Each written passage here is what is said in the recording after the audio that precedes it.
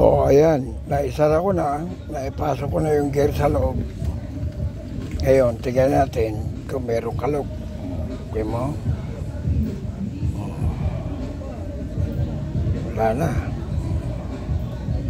Kasi nga, yung kanal kanina sa gear, nalagyan na ng sinulid. Kaya mahigpit na siya ngayon dito.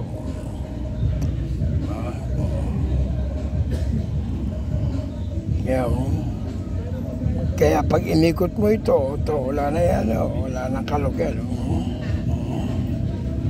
Kaya pag inikot mo siya, suwabe na siyang ikutin. Kasi nga, wala na yung pinaka kalog niya doon sa loob, wala na. Okay.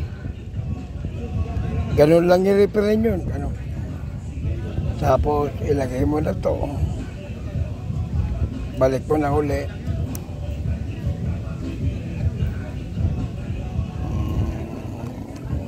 Yan. Okay na siya. Wala na yung kalog doon. Kabila. Mahigpit na siya.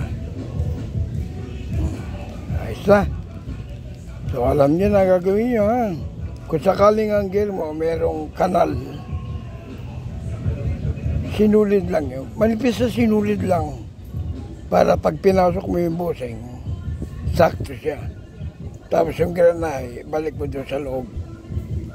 Tapos saka mo takip, saka mo tornilyo, balik mo to, higpitan mo ron. At dito mo subukin kung meron isang kalog.